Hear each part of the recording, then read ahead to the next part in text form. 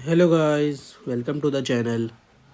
तो आज हम पढ़ने वाले हैं sources of Hindu law in our first paper Hindu law, या फिर हम कह लेते हैं फैमिली लॉ। फैमिली लॉ का हम पहला टॉपिक पढ़ने वाले हैं कि सोर्सेज क्या क्या होते हैं।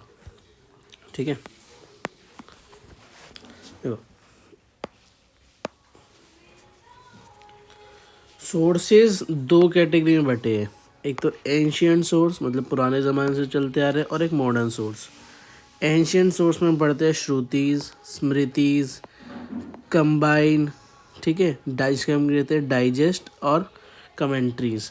और एक और होता है हमारा कस्टम्स। ये सारे के सारे चार पार्ट हैं हमारे एंशियंट सोर्स में। क्या क्या? श्रुतिज, स्मृतिज, डाइजेस्ट एंड कम्युनिटीज और कस्टम्स। ठीक है, देखो पहले पढ़ते हैं श्रुतिज क्या होती है। श्रुतिज को हम वेदास के नाम से भी जानते हैं। इसमें चार वेद आते हैं: ऋग्वेद, यजुर्वेद, सामवेद, अथर्ववेद। होता क्या है? श्रुतिज का मतलब होता है वो सोर्स लॉ के जो कि सुने गए थे, व्हाट हैज़ बीन हर्ड। मतलब पुराने ज़माने में जो भी सुना हुआ आ रहा है उसको हम श्रुतिज कहते हैं। ये सबसे ज़्यादा ओल्डेस्ट फॉर्म है और इसको ही हम ऑथोरिटिव, मतलब इसको ही हम लीगल या फिर हम फेयर मान के चलते हैं। इसका मतलब श्रु का मतलब होता है हमारा हियर करना, और ये धर्म बेस्ड पे है। मतलब जो पहले से राजा महाराजा भगवान के टाइम से ही ये श्रुति चलती आ रही है। स्मृतिज क्या होती है? स्मृतिज हमारे तीन तरीके की होती है, और स्मृतिज का मतलब होता है मीन्स विच इज़ रिमेम्बर्ड। जो चीज़ें रिमेम्बर्ड है, जो चीज़ें याद है, उसी को हम स्मृतिज कहते हैं। स्मृतिज हमारी तीन तरीके की है। एक तो है मनुस्मृति, यजु स्मृति, नागर स्मृति, और कंबाइन ऑफ बोथ। अब इन दोनों स्मृतिज और श्रुतिज को मिला के क्या बना है हमारा? डाइजेस्ट और commentaries.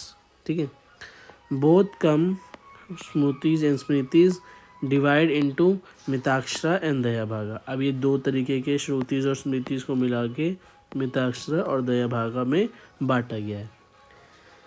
Help in resolve contradiction and explain rules.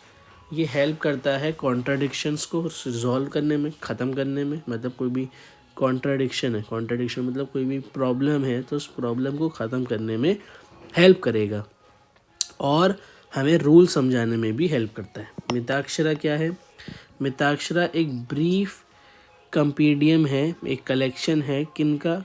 Commentaries of Yajnavalkya smritis. मतलब ये यजनायका जो स्मृतिज है उसका ये कमेंट्री का एक कलेक्शन है।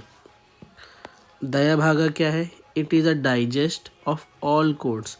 सारे कोड्स को मिला के एक डाइजेस्ट बनाई गई है, एक डॉक्यूमेंटेशन बनाया गया है, उसे कहते हैं हम Dayabhaga. It is not specified to any smritis और श्रुतिज। ये किसी भी श्रुतिज और स्मृतिज के लिए स्पेसिफाई नहीं है, पर ये सबके लिए ही यूज़ होती है दयाभागा। लास्ट आता है हमारा कस्टम्स। कस्टम्स क्या होते हैं हमारे? प्रथा। मान लो जैसे किसी की शादी हो रही है तो वहाँ पे कस्टम फॉलो किए जाते हैं, कुछ प्रथाएं फॉलो की जाती है। उसी प्रकार से हमारी यहाँ पे भी है। Practice observed continuously and reasonably consistently over the time. मतलब समय के अनुसार जो चीज़ें यूज़ होती आ रही है रेगुलर बेसिस पे, उन्हीं को हम कस्टम्स कहते हैं। To be legally valid if custom must not be immoral और not against the public policy. मतलब अगर ऐसा कस्टम है जो इमोरल नहीं है या फिर पब्लिक पॉलिसी के अगेंस्ट नहीं है तो उसे हम कस्टम को लीगल मानते हैं। मान लो कोई ऐसा कस्टम है कि वो कानून के ख़िलाफ़ नहीं है। मान लो कानून कहता है कि एक ही शादी अलाउड है, पर कस्टम में उनके 10 शादी बोल रखी है, तो वो कानून के ख़िलाफ़ है, तो वो कस्टम अलाउड लीगल नहीं होगा। एग्ज़ाम्पल ले लेते हैं। In Punjab the custom of chadar andazi permit the man to marry his dead brother window.